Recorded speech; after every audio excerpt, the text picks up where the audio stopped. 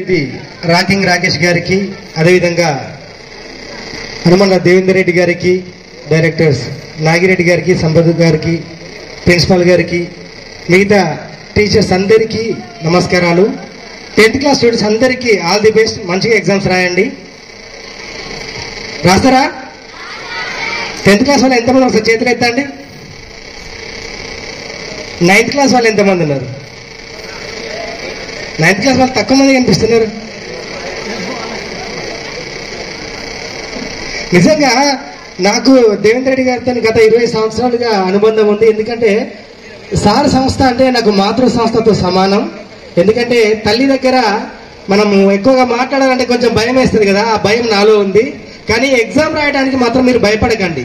ఎందుకంటే భయం బానిసని చేతగాని వాణి చేస్తుంది, ధైర్యం వీరుణ్ణి విజేతని చేస్తుంది. అవునా కాదా? మీరు వీరులా బానిసలా? వినపడట్లే నాకు. వీరులై విజేతలు అవ్వాలి. ఎంత మందికి 10/10 వస్తాయో చూస్తా. ఎందుకంటే మళ్ళీ వస్తా కదా నేను ఇక్కడికి, మళ్ళీ నెక్స్ట్ ఇయర్ వస్తా కదా. అయితే విద్య, చదువు అంటే అక్షరము ఆయుధం లాంటిది. అందుకే సుభాషితంలో ఒక శ్లోకంలో చెప్పబడింది, ప్రథమే ఆర్జిత విద్య, ద్వితీయ ఆర్జిత ధనం, తృతీయ ఆర్జిత కీర్తి, చతుర్థే ఆర్జిత కరిష్యతి అని. అంటే మన జీవితాన్ని 4 భాగాలుగా విభజించుకోవాలి.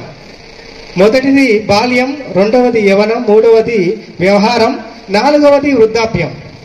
మొదటి భాగంలో మనం జ్ఞానాన్ని సంపాదించుకోవాలి, విద్యను సంపాదించుకోవాలి.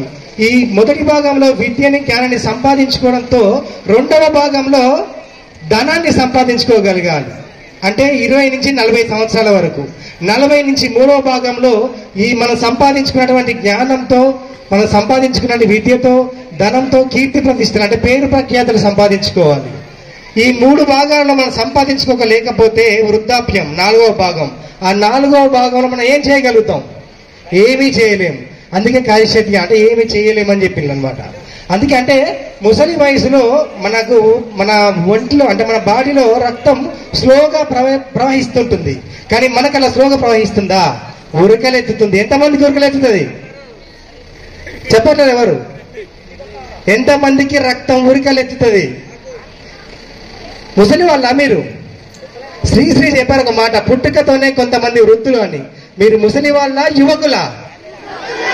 ఎంతమంది యువకులు? చేతులు ఎత్తాలి ఒకసారి. అందుకే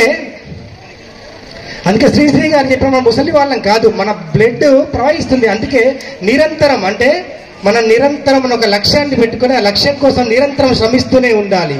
అందుకే నేను ఎక్కడికి పోయినా కూడా ఒక మాట చెప్తా, లక్ష్యం లేనివాడు మరణించినట్టే లెక్క అని. లక్ష్యం ఉందా లేదా? ఎంతమందికి లక్ష్యం ఉంది ఇక్కడ? చాలా తక్కువ ఎత్తుతున్నారు చేతులు. పిల్లలందరికీ లక్ష్యం ఉంది. అందుకే ఎందుకంటే పేరెంట్స్కి ఏం లక్ష్యం ఉంటుంది? పిల్లల భవిష్యత్తే వారికి లక్ష్యం. అవునా కాదా?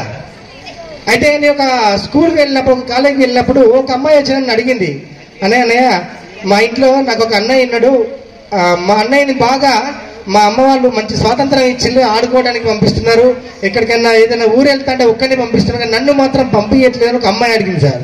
అడిగినప్పుడు అనిపించింది నాకు, నిజమే కదా, మరి ఎందుకు అమ్మాయిలకు మనం స్వేచ్ఛ చేయట్లేం, అబ్బాయిలకు ఎందుకు స్వేచ్ఛ ఇస్తున్నాం అనుకున్నా. నాకు ఆలోచించి ఒక మాట అనిపించింది నాకు. సత్యవాణి గారు ఒక మాట చెప్పారు, ఏంటంటే మగపిల్లలు ఎవరైతే ఉన్నారో వాళ్ళు ఇనుము లాంటి వాళ్ళు, ఉక్కు లాంటి వాళ్ళు. అవునా కాదా? వాళ్ళని ఎవరు దొంగలించలేరు. అంటే మనం ఎక్కడ స్కూల్ బయట వదిలిపెట్టినా, ఇంటి బయట వదిలిపెట్టినా, ఎక్కడికి పంపించినా వాళ్ళని దొంగలించలేని వారు. కానీ ఆడపిల్లలు బంగారం లాంటి వాళ్ళు, వజ్రం లాంటి వాళ్ళు. కాబట్టి వీరిని ఎవరైనా అపహరించడం జరుగుతుంది, దొంగల చేతనో దోపిడీదారుల చేతనో అపహరించడం జరుగుతుంది అని చెప్పి మనం బంగారాన్ని ఎక్కడ పెట్టుకుంటాం? మన ఒంటి మీదనో లేకపోతే బీరువాలనో దేవుడి గుళ్ళోనో పెడతాం. కాబట్టి అంత విలువైన జన్మ ఏదైనా ఉంది అంటే ఆడజన్మ. ఎందుకంటే సృష్టికి మూలం ఆడజన్మ. అవునా కాదా? అందుకే ఎప్పుడైనా మీ ఇంట్లో మీ అమ్మా నాన్న మిమ్మల్ని అంటే ఎందుకు మా మీద ఇంత షాడీజం చూపిస్తా, ఒక అమ్మాయి అని అంటుందన్నమాట, మా అమ్మ నాన్న మీద షాడీజం చూపిస్తుంది, బయటికి పంపించట్లేదు అంటే వాళ్లకు మీ మీద నమ్మకం లేక కాదు, మీ పైన జాగ్రత్త. ఎందుకంటే ఇంట్లో ఒక మూలకున్న చీపిరి ఉంటది కదా, చీపిరినే మన తల్లిదండ్రులు చాలా జాగ్రత్తగా ఒక మూల పెడుతున్నప్పుడు నీ జన్మ ఎంత విలువైనది, మీ జన్మ ఎంత విలువైనది. అందుకే మీకు ఆ జాగ్రత్తలు చెప్పడం జరుగుతుంది. ఇంకొకటి ఏంటంటే, జనరల్గా విద్యా వ్యవస్థ ఎలా ఉందంటే, మేము చదువుకునే టైంలో తొర్రూరుకు స్కూల్కి రావాలి అంటే ఒకే బస్సు ఉండేది. ఆ బస్సు లోపల ఎంతమంది ఉండేదో ఆ బస్సు పైన కూడా అంతే మంది ఉండేది. టీచర్స్ కూడా తెలుసు, ఎందుకంటే నాకు చాలా మంది టీచర్స్ మిత్రులు క్లాస్మేట్లు ఉన్నారు. ఆ బస్సు వెనకాల ఒక స్టాండ్ ఉంటుంది, నిచ్చెన. ఆ నిచ్చెన పట్టుకొని బ్యాగ్ వేసుకొని వచ్చేవాళ్ళం. అంతకంటే ముందు అంటే సార్ వాళ్ళు చదువుకునే టైంలో స్కూలు లేవు సరిగా. ఎక్కడికో కొన్ని కిలోమీటర్లు నడుచుకుంటూ, వాగుల నుంచి వంకల నుంచి నడుచుకుంటూ పోయి చదువుకునేవాళ్ళు. కానీ ఇప్పుడు ఎలా ఉంది, మేము స్కూల్ దగ్గరికి చదువు దగ్గరికి పోతే ఇప్పుడు చదువు మీ దగ్గరికే వస్తుంది. ఎంత ఈజీ అయిపోయింది. మీ ఇంటి మీద మీరు రెడీ అయితే చాలు, బస్సు వస్తుంది. అక్కడ ఎక్కితే స్కూల్లో దిగుతారు, స్కూల్లో ఎక్కితే ఇంటి దగ్గర దిగుతారు. అంటే కంఫర్ట్గా, అంత కంఫర్ట్గా మీకు ఉంటుంది. అందుకే ఈ కంఫర్ట్ ఓకే, అంటే చదువుకోవడం కోసం కంఫర్ట్ ఓకే, కానీ జీవితంలో ఈ కంఫర్ట్ కూడా ప్రమాదకరమే. కంఫర్ట్ జోన్ అనేది చాలా ప్రమాదకరం. ఒక చిన్న కథ చెప్తా. ఒక రాజు ఉండేవాడు. పూర్వం ఒక రాజు తనకు వేటకి పోవడం బాగా అలవాటు. అట్లే ఒక అడవిలోకి వెళ్ళి వేటాడుతుంటే ఒక చిలుక చాలా అందంగా కనిపించిందట. ఆ చిలుక గాల్లో చాలా విన్యాసాలు చేస్తుందట, ఎగురుతుంది, రెక్కలతో బాగా ఎగురుతూ విన్యాసాలు చేస్తుంది. ఆ రాజు కనిపించింది, అబ్బా ఇంత అద్భుతమైన ఈ చిలుకని తీసుకొచ్చి నా రాజ్యంలో ఉంచుకోవాలి, నా ఇంట్లో ఉంచుకోవాలి అని చెప్పి పట్టుబట్టి ఆ చిలుకని బంధించి తీసుకొచ్చి ఒక బోన్ తయారు చేసి ఆ బోన్లో పెట్టాడు. కానీ అప్పుడు ఆ చిలుక పరిస్థితి ఏంటిది, ఎగిరే చిలుక కనుక ఆ బోన్లో ఉండేసరికి బాధపడింది, నన్ను ఎందుకు ఇలా బంధించారని. కానీ ఒకరోజు 2 రోజుల తర్వాత దానికి అలవాటైంది. ఏం అలవాటైందంటే, ఆ రాజు దాన్ని బాగా చూసుకోవడం మొదలుపెట్టిండు. దానికి బాదం బాబు, జీడిబాబు, పిస్తా, పల్లీలు అన్నీ, దానికి ఎలాంటి ఆహారం కావాలంటే అలాంటి ఆహారం పెట్టడం మొదలుపెట్టింది. అప్పుడు అది కంఫర్ట్గా ఫీల్ అయింది. రోజు రోజుకు అలవాటు అయిపోయింది.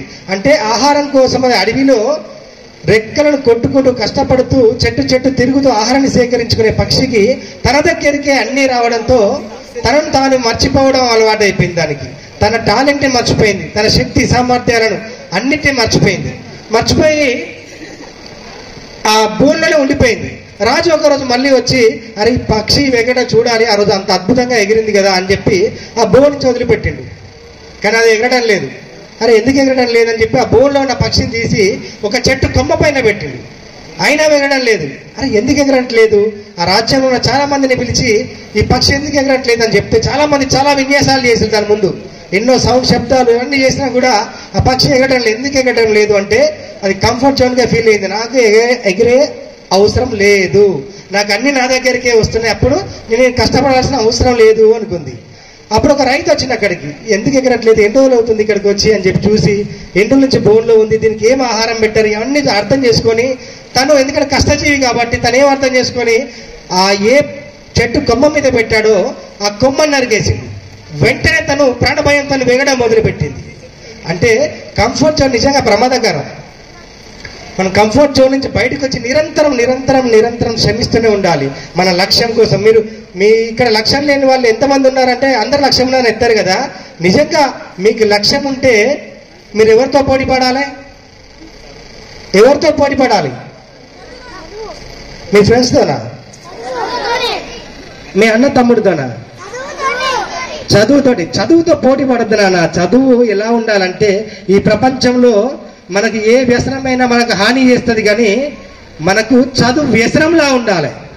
చదువు అనేది వ్యసనంలా తయారు చేసుకోవాలి మనం. అదే మనకు జ్ఞానాన్ని ప్రసాదిస్తుంది, మన భవిష్యత్తుకు మంచి బాటలు వేస్తుంది. కానీ మనం పోటీ ఎవరితో పడాలి అంటే మన అన్న తమ్ములతోనో, అక్క చెల్లెలతో, మన క్లాస్మేట్స్తోనో కాదు. మనం పోటీ పడాల్సింది ఆ సూర్యునితో పోటీ పడాలి. ఎందుకంటే తనకంటే ముందే మనం లేవాలి, తను లేవక ముందుకే మనం లేవాలి.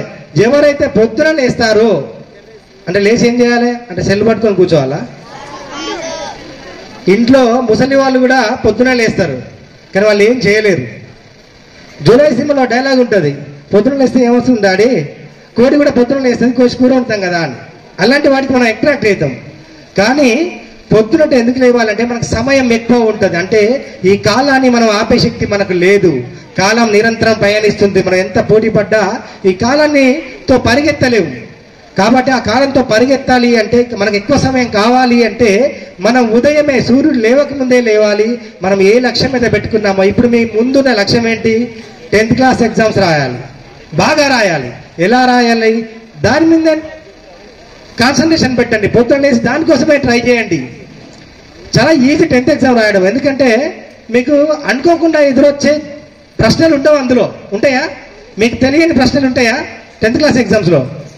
ఎందుకు ఉండవంటే మీరు చదువుకున్న సబ్జెక్టే, మీ చేతిలో మీ బ్యాగులో ఉన్న పుస్తకాల నుంచి వచ్చిన క్వశ్చన్సే, అందులో ఉండే ఆన్సర్సే. మీరు ఒక్కసారి భయాన్ని వదిలి ఒక్కసారి ఆలోచించి కూల్గా ఎగ్జామ్ పేపర్ దగ్గర పెట్టుకొని ఒక్క నిమిషం మౌనం పాటించి స్టార్ట్ చేయండి ఎగ్జామ్. ఆన్సర్స్ అవంతటి అవే వస్తాయి. ఎందుకంటే అన్నీ మీరు చదివినవి మాత్రమే ఉంటాయి, చదవని ఎట్టి పరిస్థితుల్లో ఉండవు. కాబట్టి మీరందరూ కూడా మంచిగా చదివి మంచిగా ఎగ్జామ్స్ రాసి మంచి మార్కులతో మీకు మీ తల్లిదండ్రులకు ఈ విద్యా సంస్థకు మంచి పేరు తీసుకురావాలని, మీరు ఎంతమందికి మంచి మార్క్స్ వస్తాయో సార్ని అడిగి మీ అందరికీ మంచి అవార్డ్స్ కూడా ఇస్తాం నెక్స్ట్ టైం ఇక్కడికి వచ్చినప్పుడు. ఈ అవకాశాన్ని కల్పించినటువంటి దేవేంద్ర రెడ్డి గారికి, యాజమాన్యానికి, టీచర్స్ అందరికీ కూడా, విద్యార్థులందరికీ కూడా మరొకసారి ధన్యవాదాలు. థ్యాంక్ యూ అండి. Thank you.